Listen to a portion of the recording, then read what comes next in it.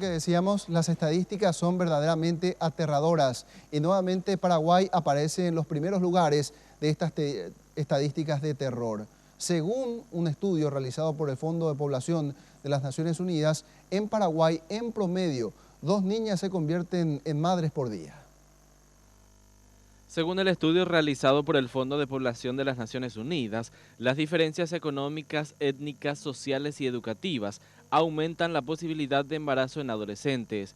Al respecto, Paraguay no queda ausente ya que nuestro país es uno de los países con menos porcentaje de escolaridad secundaria en relación a los otros 5 países estudiados. Primero es la pobreza, ¿verdad?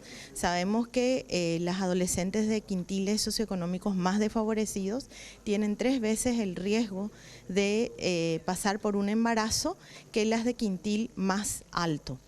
Por otro lado, también tenemos las diferencias en cuanto a cultura, ¿verdad? Sabemos que las adolescentes en cuyas casas se habla exclusivamente en guaraní tienen mucho mayor probabilidad de cursar un embarazo que las adolescentes en cuyos hogares se habla solamente en castellano. Según indicó Adriane, la mayoría de estos embarazos en Paraguay no fueron planificados y eso se debe a la falta de acceso a información. 75% de las adolescentes que se embarazan ya están fuera del sistema educativo. Se sabe que el sistema educativo es protector, es un mecanismo protector. Lo otro que es necesario, y eso vimos a nivel del Cono Sur, es armonizar los contenidos en temas relacionados a educación en sexualidad.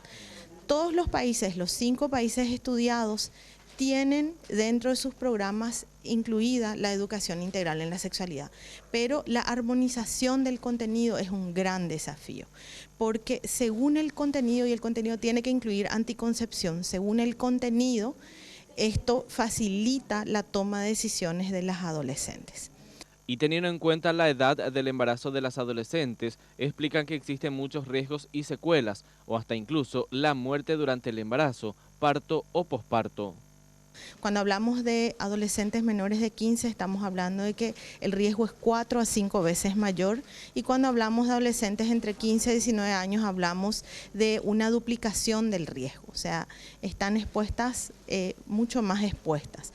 Lo otro es que sabemos que generalmente estas adolescentes que ya están fuera del sistema educativo difícilmente regresan, entonces tienen menos oportunidades de conseguir en el futuro cercano un trabajo digno y salir del círculo de pobreza. Si bien existen políticas públicas en las áreas de educación, en el área de salud, pero se debe trabajar mucho más en el abordaje del abuso y violencia sexual, fortaleciendo el sistema de protección existentes. Igualmente, trabajar más fuerte en la aplicación de las leyes en nuestro país a fin de ir disminuyendo esta tasa preocupante.